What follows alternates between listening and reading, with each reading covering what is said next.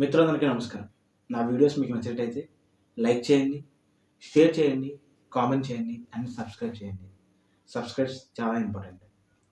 ఇంకా ఈ వీడియోలో మనం రూపాయి వాల్యూ పడిపోవడానికి కారణాలేంటి, ఎలాంటి మెజర్స్ తీసుకుంటే రూపాయి వాల్యూ అనేటువంటిది పెరుగుతుంది అనేటువంటిది చూద్దాం. అసలు రూపాయి వాల్యూ పడిపోవడం అంటే ఏంటి? అంటే మనకి ఇండియాకి రూపీ ఎలా అయితే ఉంటుందో మనకు తెలుసు. యునైటెడ్ స్టేట్స్ యూఎస్ డాలర్ అలా ఉంటుంది. సో కరెన్సీ అనేటువంటిది ప్రతి దేశానికి ఒకలా ఉంటుంది, ఒక్కొక్క రకంగా ఉంటుంది. సో మనం అరబ్ కంట్రీస్కి వెళ్తే దినార్స్ అంటాము, లేదా యూకేకి వెళ్తే పౌండ్స్ అంటాము. అలాగే రూబెల్ అనేటువంటిది మనకి రష్యన్ కరెన్సీ, ఇలా రకరకాలు ఉంటాయి. అయితే కంపేర్ టు మనకి యూఎస్ డాలర్ ఒక డాలర్తో కంపేర్ చేసుకుంటే ఇండియా యొక్క రూపాయి అనేటువంటిది 90 రూపాయలు పడిపోయింది. అంటే ఒక్క డాలర్ ఈక్వల్ టు 90 రూపాయలు అనమాట. ఒక డాలర్ ఈజ్ ఈక్వల్ టు 90 రూపాయలు. అది యాక్చువల్గా 86 రూపాయల దగ్గర నుంచి అది అలా పెరుగుతూ ఈరోజు 90 రూపాయల మార్క్కి వెళ్ళిపోయింది. దీనికి ప్రధానమైనటువంటి కారణాలు ఏంటి? ఇండియన్ రూపీ అనేటువంటిది తగ్గించాలి, అది ఇండియన్ రూపీ వాల్యూ అనేటువంటిది పెరగాలి అంటే ఏం చేయాలి? అసలు ఈ రూపీ వాల్యూ తగ్గించడం అనేటువంటిది ఎప్పుడు స్టార్ట్ అయిందంటే 1991లో ఇండియా అనేటువంటిది ఫినాన్షియల్గా చాలా వీకర్ పొజిషన్లోకి వెళ్ళిపోయిన తర్వాత అప్పుడు ఎల్పిజి రిఫార్మ్స్ అనేటువంటిది తీసుకొచ్చారు. మనకి పివి నరసింహరావు గారు, అదేవిధంగా మనకి మాజీ ప్రధాని అయినటువంటి మన్మోహన్ సింగ్ గారు, వీళ్ళ నేతృత్వంలో తీసుకొచ్చినటువంటి రూపీ డివాల్యూషన్ అనేటువంటి, అంటే రూపీ వాల్యూని తగ్గించడం అనేటువంటి చేయడం ద్వారా మన భారతదేశం యొక్క వస్తువులు ఇతర దేశాల్లో అక్కడ వస్తువుల యొక్క రేటు తగ్గి భారతదేశ వస్తువులు కొనడం మొదలుపెట్టారు. ఆ విధంగా మనకి డాలర్స్ అనేటువంటివి మన దగ్గర రావడం అనేటువంటి జరిగిందనమాట. ఈ రూపీ డీవాల్యుయేషన్ ఆ రోజు స్టార్ట్ అయింది. ఆ రోజు నుంచి ఈ రోజు వరకు కూడా రూపీ వాల్యూ తగ్గుతూ వస్తుంది. అయితే అప్పుడు తీసుకున్నటువంటి నిర్ణయం దేనికంటే మనకి ఇన్కమ్ రావడం కోసం ఈ యొక్క డాలర్స్ అనేటువంటి ఇండియాలోకి ఇంజెక్ట్ అవ్వడం కోసం చేయడం జరిగింది. కానీ తర్వాత రకరకాల కారణాల ద్వారా ఈ రోజు ఉన్నటువంటి ఈ వరల్డ్ పొలిటికల్ సిచ్యువేషన్లో, ఈ వరల్డ్ ఎకనామికల్ సిచ్యువేషన్లో ఈ ఈ రూపీ వాల్యూ అనేటువంటి తగ్గిపోవడం జరుగుతుంది. ఇప్పుడు దీనికి ప్రధానమైనటువంటి కారణం ఏంటో చూద్దాం. ఫస్ట్ రీజన్ ఏంటంటే యుఎస్ ఫెడరల్ రిజర్వ్స్ యొక్క పాలసీస్ అనేటువంటి చేంజ్ చేయడం. అంటే ఏంటి ఫెడరల్ రిజర్వ్స్ అంటే యుఎస్ డాలర్ని మరింత బలంగా చేస్తూ అదేవిధంగా ఎవరైతే యుఎస్లో ఇన్వెస్ట్ చేస్తారో వాళ్ళకి more security and more interest ఇవ్వడానికి యునైటెడ్ స్టేట్స్ అనేటువంటిది ముందుకు రావడం జరిగింది. దాంతో చాలామంది యుఎస్ మార్కెట్లో ఇన్వెస్ట్ చేయడం మొదలుపెట్టారు. మన మార్కెట్లో కూడా ఇన్వెస్ట్ చేయడం జరుగుతుంది. ఆ ఇన్వెస్ట్మెంట్ అనేటువంటిది లాంగ్ టర్మ్ ఇన్వెస్ట్మెంట్ అనేటువంటిది ఇండియాకి చాలా ఉపయోగపడుతుంది. వీళ్ళు ఒక్కసారిగా ఇన్వెస్ట్మెంట్స్ అన్ని తీసేసి, ఇండియాలో ఉన్నటువంటి ఇన్వెస్ట్మెంట్స్ అన్ని తీసేసి యుఎస్ ఫెడరల్ రిజర్వ్స్లోకి వాళ్ళు వెళ్ళడం, అంటే యుఎస్లో ఇన్వెస్ట్ చేయడం అనేటువంటి స్టార్ట్ చేయడం జరిగింది. దీనివల్ల మనకి జరిగినటువంటిది ఏంటంటే ఒక్కసారిగా మన పెట్టుబడి కోల్పోవడం కూడా రూపీ డివాల్యుయేషన్కి, రూపీ డిప్రిషియేషన్కి మొట్టమొదటి కారణంగా మనం చెప్పవచ్చు. ఇంకా రెండో కారణం ఏంటంటే ప్రపంచవ్యాప్తంగా గ్లోబల్ కమోడిటీ ప్రైసెస్ అనేటువంటివి పెరిగిపోయాయి.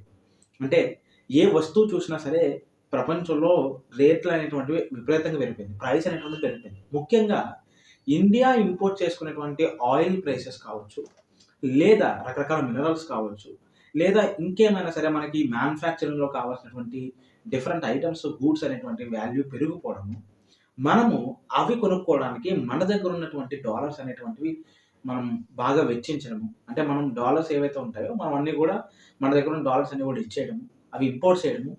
85% ఆఫ్ ది ఆయిల్ ఇంపోర్ట్స్ మనం వేరే దేశాల మీద ఆధారపడ్డాము. ముఖ్యంగా ఈ రష్యా కావచ్చు, మొన్నటి వరకు ఇరాన్ కావచ్చు, ఇలాంటి దేశాల మీద ఆధారపడటము, ఆయిల్ అనేటువంటి దాన్ని మనం బాగా కొనడం కూడా మనకి ఇప్పుడు ఈ రోజున రూపీ డిప్రిషియేషన్ కారణమైందనమాట. ఇది మనం సెకండ్ రీజన్గా మనం చెప్పొచ్చు. ఇంకా థర్డ్ పాయింట్కి వస్తే గ్లోబల్ రిస్క్. వరల్డ్ అంతా కూడా చాలా రిస్క్ ఏరియాస్లో ఉన్నాయి. అంటే మనకి for example Russia Ukraine war దగ్గర నుంచి స్టార్ట్ చేసుకుంటే మిడిల్ ఈస్ట్లో ఉన్నటువంటి సిచ్యువేషన్స్ కావచ్చు, లేదా అమెరికా మిగతా దేశాల మీద పెత్తనం కావచ్చు, ఇలా రకరకాల కారణాలతో అమెరికా టారిఫ్ వార్స్ కావచ్చు, ఇలాంటి అనేకమైనటువంటి సిచ్యువేషన్స్ అనేటువంటివి మేజర్గా ఇంపాక్ట్ ఎవరు చూపిస్తుందంటే ఇన్వెస్టర్స్. ఇండియాలో కావచ్చు, మిగతా దేశాల్లో కూడా ఇన్వెస్ట్ చేయడానికి ఇబ్బంది పడుతున్నారు. ఏ రోజున ఏ దేశంలో ఎలాంటి పరిస్థితులు ఉంటాయి. ఎందుకంటే ఒకవేళ యూఎస్ నుంచి ఇన్వెస్ట్ చేసే వాళ్ళకు కూడా ఇండియాలో ఇన్వెస్ట్ చేయడానికి భయపడుతున్నారు కొద్దిగా వరకు. ఎందుకంటే యూఎస్ అనేటువంటిది మనకి టారిఫ్ వార్స్ అనేటువంటి స్టార్ట్ చేయడం, మన మీద టారిఫ్ వేయడం కూడా జరిగింది. ఇవన్నీ కూడా చూసిన తర్వాత ఇన్వెస్ట్‌మెంట్ చేయడానికి ముందుకు రాకపోవడం.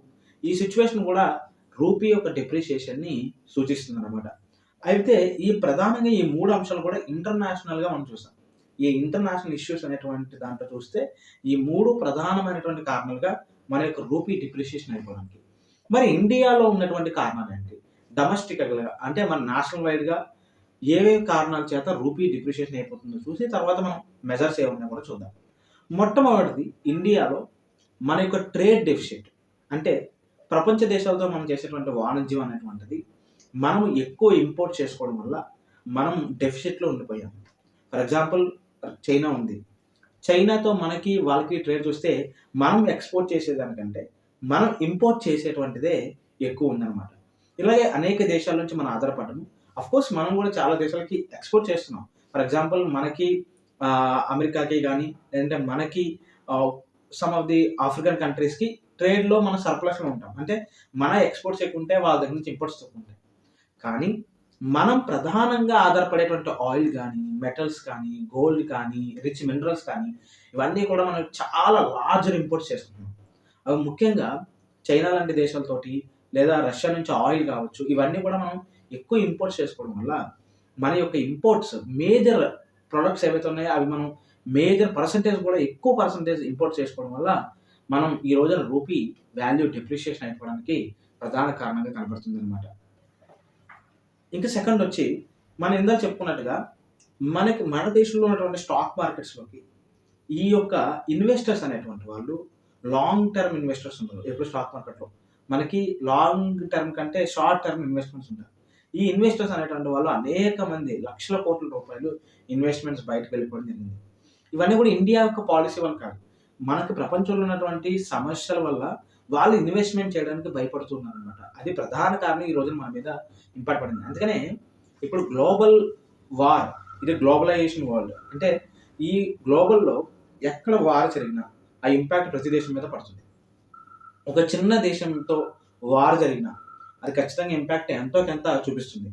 ఈ రోజున అదే సమయంలో రష్యా లాంటి పెద్ద దేశాలు, అలాగే మిడిల్ ఈస్ట్‌లో ఉన్నటువంటి దేశాలు, ఈ దేశాలతో యుద్ధం జరగడం వల్ల ఆ ఇంపాక్ట్ అనేటువంటిది ప్రపంచవ్యాప్తంగా పడింది.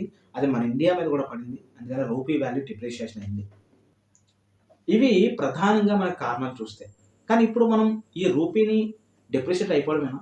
అప్రిషియేట్ అవుతుందా? అంటే వాల్యూ పెరుగుతుందా అంటే పెరుగుతుంది. దానికి ప్రధానంగా మొట్టమొదటిగా మనం చేయాల్సింది మనకు సమస్య ఎక్కడుందో పరిష్కారం కూడా అక్కడే ఉంది. మనం ఏం చేస్తున్నాం? 85% ఆఫ్ ది ఆయిల్ కావచ్చు, లేదా మెటల్స్ కావచ్చు, లేదా గోల్డ్ కావచ్చు, లేదా రిచ్ మినరల్స్ కావచ్చు, ఏదైనా సరే మనం ఇంపోర్ట్ చేసుకుంటున్నాం. ఇవన్నీ కూడా ఇంపోర్ట్స్ తగ్గాలి అనంటే ఇవి తగ్గవు. ఎందుకంటే ఇవి మన దగ్గర లేవు కాబట్టి. కానీ మన దగ్గర ఉన్నటువంటి ప్రొడక్ట్స్ అవి మనం 2 విధాలుగా ఒకటి ప్రధానంగా మనం ఎక్స్‌పోర్ట్ చేయగలగాలి. ప్రపంచవ్యాప్తంగా ఎక్స్‌పోర్ట్ చేయగలగాలి. గ్లోబల్ వైస్‌గా క్వాంటిటీస్ పెంచాల్సి ఉంటుంది. దానికి అనేకమైనటువంటి మెజర్స్ తీసుకుంటున్నారు. జియో ట్యాగింగ్ కావచ్చు, బ్లాక్ లెవెల్ డెవలప్‌మెంట్స్ కావచ్చు, ఇన్వెస్ట్‌మెంట్స్ కావచ్చు, లేదా ఆహ్, ఆహ్, ఈ స్కీమ్స్ ద్వారా చాలా మందికి సంక్షేమ పథకాల ద్వారా కూడా మనకి అమౌంట్ ఇచ్చి వాళ్ళని డెవలప్ చేయడం కావచ్చు. ఇలా అనేక మెజర్స్ తీసుకుంటున్నారు. కానీ ఇంకా పెరగాల్సినటువంటి అవసరం ఉంది. ఇంకా second thing made in India. ఇది ప్రధానంగా ప్రతి ఒక్కరు చేయాల్సినటువంటిది. మేడ్ ఇన్ ఇండియా ప్రొడక్ట్స్ మనం కొనుక్కోవాలి. ఇండియాని మనం ఈ రోజున కాపాడాల్సినటువంటి బాధ్యత ఒక ప్రభుత్వం మీదో, లేదంటే ఒక వ్యక్తి మీదో, ఒక ప్రధాని మీదో, లేదంటే ఒక ఎకనామిక్ అడ్వైజర్స్ మీదో కాదు. దేశవ్యాప్తంగా ఉన్నటువంటి ప్రతి ఒక్కరిలోని కూడా ఈ రోజున మనం స్వదేశీ ఉద్యమం అనేటువంటిది మళ్ళీ రావాలి. రావడం ద్వారా మనం ఏం చేయాల్సిన అవసరం లేదు. స్వదేశీ వస్తువులను కొనగలగాలి, నిలబెట్టగలగాలి. దాని ద్వారా మనం రూపాయి అంతా కూడా ఎక్కడుంటుంది? మన దేశంలోనే ఉంటుంది. వేరే దేశానికి పోకుండా. దానివల్ల మనం ఎకనామికల్‌గా స్ట్రెంథెన్ అవుతాము. ఇండియా అనేటువంటిది మరింతగా డెవలప్ అవ్వడానికి ఉపయోగపడుతుంది. ఈ వేరే దేశాల యొక్క ఇప్పుడు అమెరికా టారిఫ్ అనొచ్చు, లేదంటే చైనా వాడు ఇంకోటనొచ్చు. ఎవ్వరు ఏం చెప్పినా సరే మనం భయపడకుండా బలంగా నిలబడాలంటే 140,00,00,000 మార్కెట్ ఉన్నటువంటి మన భారతదేశం, ఈ భారతదేశాన్ని మనమే బిల్డ్ చేసుకోవచ్చు. మీకు ప్రపంచవ్యాప్తంగా ఉన్నటువంటి అన్ని దేశాలు భారత్‌ని మార్కెట్‌గా చూస్తున్నాయి. మన వాళ్ళు కూడా మనల్ని మార్కెట్‌గా చూడాలి. ఒక ప్రొడక్ట్ ఏదైనా సరే మనం డెవలప్ చేయగలిగితే ఆ ప్రొడక్ట్ అనేటువంటిది ఈ దేశంలో ఎంతమంది చేరితే అంత డెవలప్‌మెంట్ అనేటువంటిది జరుగుతుంది.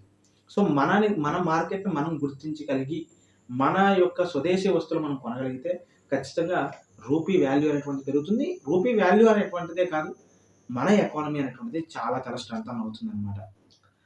అదే విధంగా ఇంకా ఆర్‌బీఐ తీసుకునేటువంటి మెజర్ ఏంటనంటే, మన దగ్గర ఎవరైతే ఇన్వెస్ట్ చేస్తారో వాళ్ళకి ఇంట్రెస్ట్ రేట్స్ అనేటువంటిది ఎక్కువ ఇవ్వడం.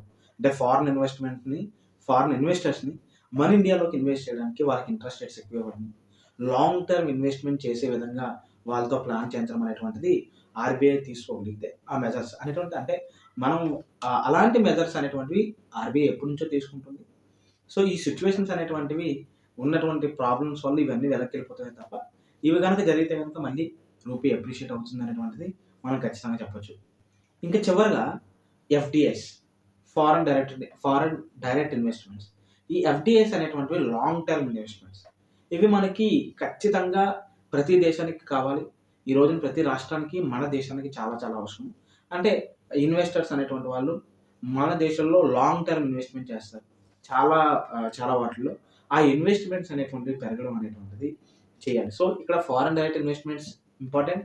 అలాగే స్వదేశీ అనేటువంటి ఉద్యమం కూడా చాలా ఇంపార్టెంట్. ఇది గనక మనం చేయగలిగితే వెరీ హ్యాపీ. ఖచ్చితంగా రూపీ అప్రిషియేట్ అవుతుంది. ఇక last point internationalisation of rupee. అంటే రూపీ అనేటువంటిది ఒక డాలర్ ఎలా అయితే ఉందో అలా రూపీని చేయాలన్నమాట. అంటే ప్రతి దేశం కాకపోయినా కొన్ని దేశాలైనా సరే రూపీని ఎక్స్‌చేంజ్ వాల్యూగా పెట్టుకోగలరు. ఇది అంత ఈజీ అయినటువంటిది ఏం కాదు. ఎందుకంటే పక్కన ఉన్నటువంటి చైనా ఎప్పటినుంచో తన యొక్క యువాన్‌ని ఇంటర్నేషనలైజేషన్ చేద్దామని చూస్తుంది కానీ కుదురుతలేదు. సో, ఎందుకంటే డాలర్ అనేటువంటిది ఎప్పటినుంచో పాతైపోయి ఉండడం వల్ల ప్రపంచంలో అందరూ కూడా డాలర్ మీదే వ్యాపారం చేస్తున్నారు. సో, ఇప్పుడు సడెన్‌గా రూపీని తీసుకురావడం అనేటువంటిది it's not an easy thing. చాలా సంవత్సరాలు పడుతుంది. ఈ రూపీ అనేటువంటిది రావడానికి. కానీ ప్రయత్నాలైతే ఎప్పటినుంచో జరుగుతూ ఉన్నాయి. సో, ఫ్యూచర్‌లో మేబీ రావచ్చు. అప్పుడు మరింతగా రూపీ అనేటువంటిది అప్రిషియేట్ అవుతుంది. సో, ఈ మెజర్స్ అనేటువంటివి తీసుకోవడం ద్వారా ప్రజల యొక్క భాగస్వామ్యము మరియు ప్రభుత్వం యొక్క చర్యలు మరియు ప్రభుత్వ వ్యవస్థ అయినటువంటి ఆర్‌బీఐ లాంటి చర్యల ద్వారా ఈ రూపీ అప్రిషియేట్ అవుతుందని ఆశిద్దాం. నా వీడియో మీకు నచ్చినట్టయితే లైక్ చేయండి, షేర్ చేయండి, సబ్స్క్రైబ్ చేయండి. నమస్తే.